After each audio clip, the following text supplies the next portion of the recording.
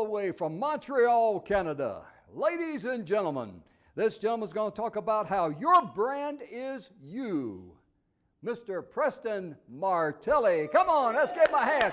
Woo, woo, woo, woo, woo, woo, woo, woo, woo, woo, woo, woo. Hey, How you doing, buddy? Awesome. Love you, man. Wow, you guys make me wait the whole weekend to get on front here. Guys, a round of applause. An amazing performance this weekend. Thank you so much. Anthony, buddy, you're young, but you're going to go far. Yeah. All right, give this guy a round of applause. Yeah. You guys having a good time so far? Oh, yeah. Good news, I'm the last one. Oh, yeah. All right, I'm the last one, so go easy on me, but it's going to be good. I'm going to talk about you, all right, and the fact that you are your brand. All right, now, I had one presentation I'd done before, but after seeing what these guys did this weekend and yesterday, I went home last night and stepped up my game. Yeah. All right, so I stayed up and I wanted to get, since I'm certified as a trainer, a speaker now, I don't need to only train, but I'm going to actually give a story with the lesson I'm going to teach you guys. All right, so jumping right into it. About a year and a half ago, I did something pretty awesome. I'm a dad, I got 4 kids. Any parents here? Yeah, definitely. Anybody like to travel? Yeah. You guys are going to like that. Because I think they talked about it this morning, the doctors that were talking is saying their dream is to take the family of 4 on a trip around the world. I did it. Yeah. It was awesome. And I'm going to take you guys on a trip with me to some of the spots that we went. Now, I only have half an hour, so I couldn't do everything. But I'm going to show you guys some pretty cool spots that we got to visit as a family, all because I learned that I am a brand. And I learned how to market what I have as a skill to people that were able to pay me for it. All right, so let's start off. First things first, we start off right here in North America, Toronto, Canada. These are my 4 little ones. I'm about to embark on the world journey. This was last summer 2017 when we took off. And they're going to help me tell this first part of the story. Step 1, you are your brand. All right, so remember this. Everywhere you post online, every tweet you do, every video you upload, every Facebook post, everything you share or you like, that is you. You're building a brand and building a reputation for yourself. Guard it. Second thing, the first B in brand. Be authentic. All right, write that down. We heard it many times. Michelle mentioned it. Monique mentioned it. Important. We didn't plan this before, but it's step number 1 in terms of building your brand is be authentic. All right, now if you're having difficulty finding out how to be authentic, because I didn't know how to be authentic a year and a half ago, right? Because I didn't understand what that meant. This little circle here will help you. Find out what is your purpose. What do you want to do? I wanted to help people understand the online world. Secondly, passion. Do well. I can make stuff rank in Google, right? I know how to make sites go up, and also I know how to make them go down. Next thing, profit. What are people willing to pay you for? All right? So think of your set of skills, what you want to do, what you do well, and what people are able to pay you for. And in that little sweet spot right there, that's where you got to be authentic. The next one is you got to research. So brand, B-R, R is research. Research your audience. All right? So think of those people that are willing to pay you. What information can you find out about them? Right? Where are they located? Are they around the world? Are they in Canada? Are they in the United States? Are they in Colorado Springs? Right? So find out everything you can about them, their gender, their age, what they do for work, their level of education, right? What keywords they search online, right? Because by knowing this information in advance, you're going to be able to later group those people and be able to use social media to your advantage, right? I'll get a little bit more into that in a second, but just important, very important, spend some time researching your audience, all right? So some boring stuff. Let's travel. Who's ready to go? Our first stop was up in China. Look at them. It looks just like everywhere else. All right? We found a McDonald's. The kids were heading for the mall. That's what we all found out. Right? They're like, Daddy, seriously? All right? I'm like, we're traveling the world, guys. All right? But, so step one, so we got to China. What did we learn in China? First thing, my son had a paradigm shift. He thought the rest of the world was completely different than where we are in North America. That was huge, right? That's him busting through the airport, which looked just like the airport in Canada when we got over there. I want you guys to have a paradigm shift today. All right? How many people here think they're subject matter experts? How many people have spent hours and hours and hours reading blogs, watching videos, looking at doc case studies and all that kind of stuff? I want you guys to have a paradigm shift right now. Shift your focus from consuming to producing, and the money will start coming. All right? You are already a subject matter expert. You've learned a lot of stuff. Start to take your own spin on it and start to deliver that content back, and you will start to see a huge paradigm shift in yourself. All right? So that's my eldest son, Damien, by the way. The hair gets really long on the trip. You'll see. It gets worse. All right? A. So we went B-R-A. A stands for add value. We've heard it, right? You want to contribute back. And you remember when I said start producing? You start producing the content that you learned with your own spin on it, right? If you have difficulties, you have challenges, things that you're doing along the way, teach it to people, right? Let me tell you, when I first started doing some videos online and people started commenting back to the stuff that I put on there, I literally thought, like, I never expected it, right? Because I was putting those videos up there so I could remember how to do it again if the problem came up, right? But what happens is that these conversations start happening, and these, even though they're not tons of views, you are able to start generating revenue from it. I have gotten money from videos that I have online that have about 5 views, right? Because somebody engaged with me, I interacted with them back on YouTube, and we started to build a relationship. All right? Everybody clear with that? Yeah. So we went through BRA. Next thing. A lot of people I see are always scared about technology. What is all this new stuff happening? Let's keep it simple, guys. Marketing is marketing. It's the same thing, just done differently. All right? Let's help me out through here. Yellow Pages. What is Yellow Pages today? Google, right? People 10 years ago, when they wanted to find a business, what did they do? Go to Yellow Pages. Now what do? They go to Google. Next one, mail. What is mail today? Email. Right? Makes sense? What about networking? Where do people network now? Yeah, Facebook, right? Social media as a whole, but Facebook is pretty much one of the biggest ones you'll find, right? So the same way you used to interact when you went to networking meetings, meeting people, talk to them, start to build a relationship, do the same thing on Facebook, right? Don't just pitch your products, but it's a way to get social. Television? What's television today? YouTube. Right? Feel free to add if you think there's another one that's even stronger than that. Radio? Right? Podcast. Newspapers? You can't find newspapers anymore, right? They're blogs, the same thing. Flyers? A website. And which one did I miss?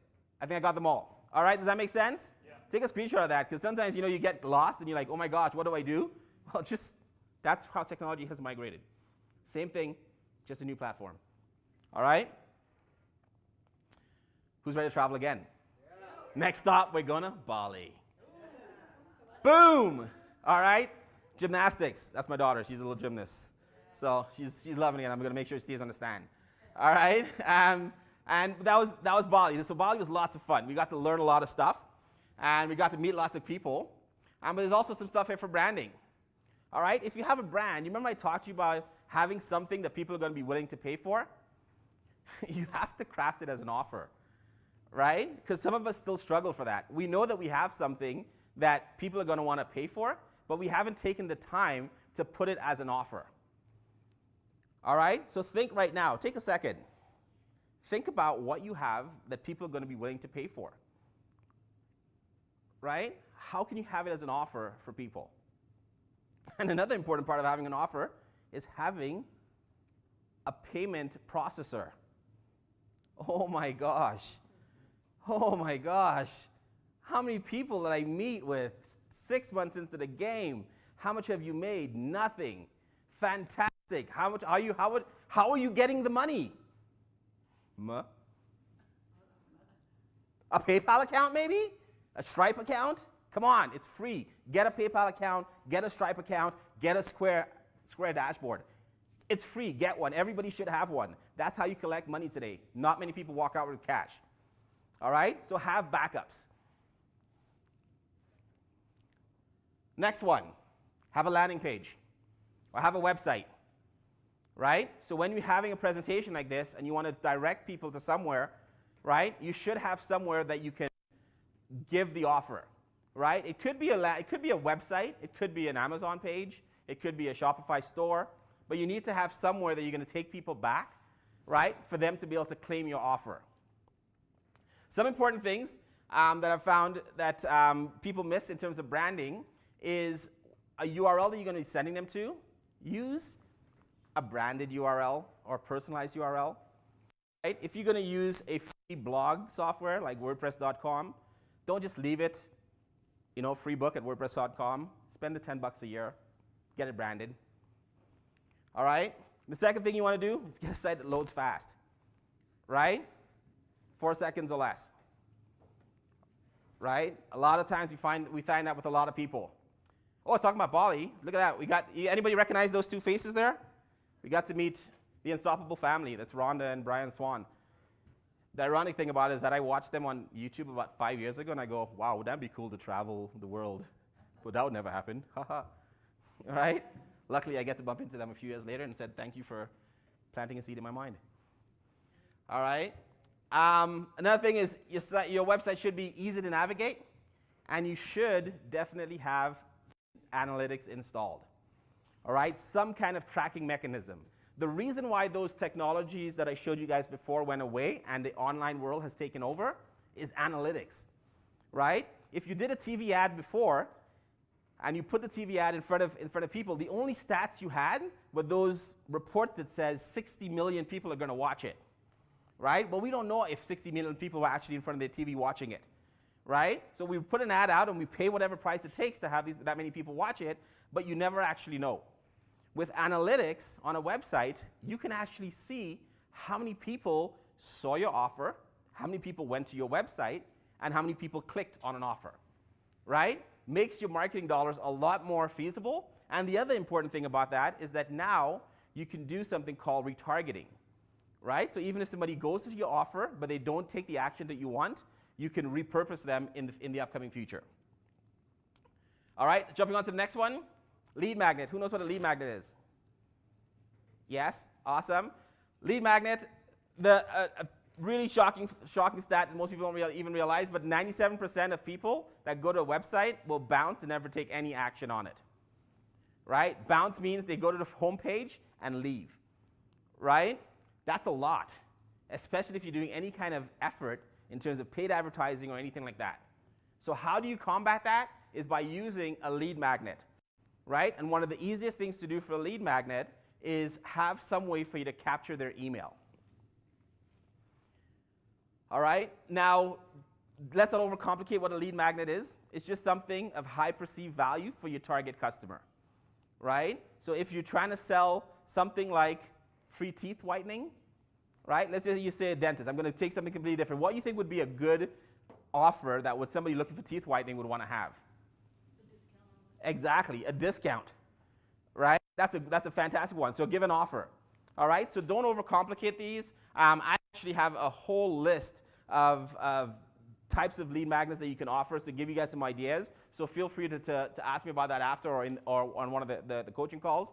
But here are some examples. Checklists go great. Ebooks, don't have to write a novel, but a short book on some guides. Case studies, discounts work well. Swipe files, everybody know what a swipe file is? A swipe file is pretty much, if I wrote an email that I know it works, I can let you use it, and you can change the word. Right? So you're swiping my files. Does that make sense? All right. And templates, people also like templates. You know, if you're putting a post on social media, what works, I can give you different templates that you can use. Is this a value to you guys? Yep. Yeah, I'm getting lots of heads nodding, so I like it. Yeah? Awesome. Thank you so much. All right, so a lead magnet. Who's ready to travel again? Yeah. Woohoo! Next stop, we're heading to Malaysia. Whoa! Look at that. have to worry about bats here anymore. That's a giant bat. It's called a flying fox, right? And if you think that was scary, the next country we went to, these were actually in the wild, flying in front of the house. That's what my wife said the trip's over. All right, but he's a pretty tough one. He just held it right up there, and he enjoyed it. We're lucky. That's where they make scary movies from. I always see these little cute bats we have here, and I'm like, that doesn't look scary. When I saw that, I was like, whoa. Yeah. Dad, I'm going to kill you when I get older. All right, so the next one is engage with your audience. I don't want to beat up on that too much. Monique made it of it, showed it Michelle. All right, when people are engaging with you, we get too many times people are saying, oh, I don't have enough likes, not enough shares, no comments. Suck it up, right? Just respond to the people that are responding to you, right? You can't handle that kind of engagement anyhow, so just deal with the people that are coming. You can't handle it. All right?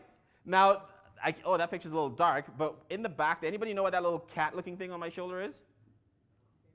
It's called a luwak. Anybody know what you ever luwak coffee? Yes, all the coffee. Okay. Huh? You've had some. Yes, so that's actually a luwak farm that we went to, and the way they make that coffee, I'm sorry, that little cat thingy eats the beans at the right thing, and then it lets it out, and then they go through a little process that they clean it, and apparently it makes the best coffee. Where's Dr. Liz when you need her? I say apparently because it's really good coffee. But I mean, it's expensive, and it's crazy, and these things are nocturnal. So I should have shown you guys the pictures before that. I was standing right there while he was telling this whole story about the cat pooping, and I'm like, that's not a cat. That's not a cat. And while we're talking, this thing jumps from the branch that is onto my shoulder. And he's telling us, right at the point when he's telling us how these things are becoming extinct. I'm like, well, they're about to lose one right now. So, but I'm going to show you guys a picture. It's actually hilarious because my face is just like, this big cat thing is on my shoulder. But anyhow, that was one of the cool things that the kids got to experience, what it's like having luwak coffee. They didn't drink the coffee. I think my wife was the only one that was courage enough to try it. But apparently it was good. All right, now look at the Petronas Towers. That's in Kuala Lumpur. Big city, right? I would think, you think Asia, I hadn't been there before, and I was pretty ignorant to the rest of the world. When I saw that, I was like, wow, these guys are pretty developed, right? So these are the Petronas Towers. They're actually now the tallest towers in the world, twin towers in the world. So that was kind of cool. Kids got to see that. Now we're moving on to Malaysia. That's how we got around. We complained about a minivan here, and all 6 of us drove in that, right? We actually went in even smaller than that. So that's called a tuk-tuk. And anybody here ever been to Thailand?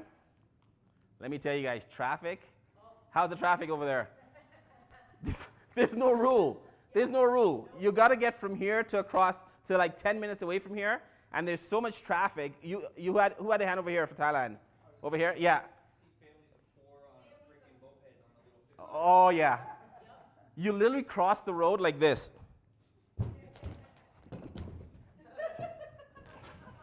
And then we get across, and my son is like, Dad, how did we survive that? But they drive everywhere. Oh, listen to this. This was the best. So one night I went out to a networking event. It was an e-com event over there, and I came back by myself, and I'm getting one of these cars. And they're all independents, right? So they work on their own. So they can make up their price, whatever they want to take you home. So the prices range from like $1 to $9. That's like for the same ride, depending on who you come into. So this one guy offered me the ride for like $2, but I'd have to stop at a special place.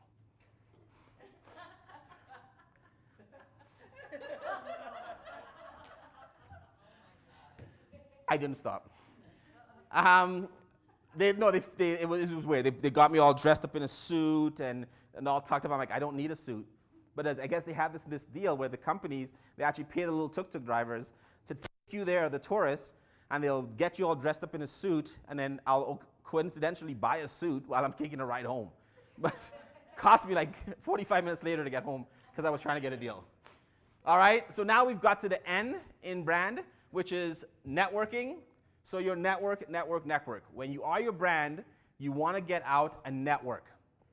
All right, we talked about the old way of networking before. was simply going out to networking events, going out to meetings. Now it's about social media, all right? Take the time to build your network, right? On LinkedIn, on Facebook. It doesn't have to happen overnight, right? We've seen many entrepreneurs in here that people have been doing this for many years, doing it for 10 years. You don't feel like you need to get to 1,000 subscribers on LinkedIn or what do you call it on LinkedIn? Followers? Connections, 1,000 connections on LinkedIn overnight, right? Take your time, but build your network. That's an albino snake. You guys, they're very big. You can see my wife's nowhere close in the back. Sacrifice the rest of the family. Right? That was in Thailand. Look, I kid you not. It's real. They eat cockroaches and scorpions. Yes, they serve it, right? So, on a stick. And people were going like hotcakes. And say that again? Like a popsicle, just like a popsicle. And these things were going like hotcakes. And she was looking at me like I'm taking a picture, and she's like, "Want to buy?" I'm like, no, just take a picture. Nobody's going to believe me. I'm good. I did try crocodile. Tastes kind of like chicken. I'll stick to the chicken. Just like chicken. So I'm sorry if I ruined it for you guys, but I'll just spare you guys the embarrassment of it's just like chicken. All right, let's keep traveling. Where do you go to next? Sri Lanka. All right, now this is cool because Sri Lanka is like taking life back like 20 years, right? So everything is like, they have all the technologies like cell phones and iPads, but it's like living back in the 60s, right? Like the old folks still ride bicycles, and everybody's super nice, and there's food everywhere. There's an abundance of food, right, over there. Actually, sometimes in the Bible where they show Jesus in the water and he's just picking fish out of the water, huge in Sri Lanka. I'm going to show you guys in a second. So that's Sophia. That's the youngest one. We got to actually release the little turtles into the water. So that was super cool. You can see they got a whole basket behind. All right, look at that. We're on an African safari. Not African, a Sri Lankan safari. So these are actually real elephants in the back. We're wondering why it was so expensive, and we got to realize we had like 3 guys with shotguns in the car because there were real wild animals out there. So, but that was cool. We got to see. That's as close as I got. I was trying to take that picture and he started walking towards us, so a little scared there. So yeah, remember I told you guys about the fish? Yeah. Check this out. The first time my kids saw fish just coming right up to them for food.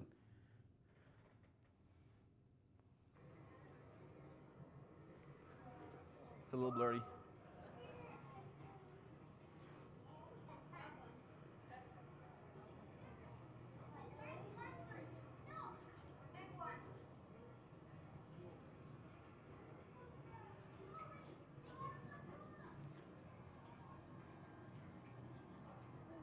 Wait till he touches it.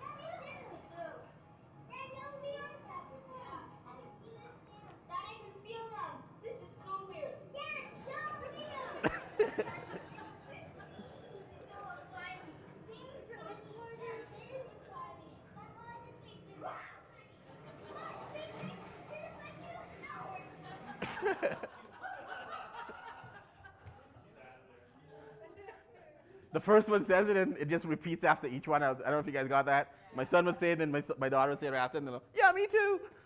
All right, let's travel again. Dubai. So this is kind of cool. Anybody know what that building is? Burj Khalifa.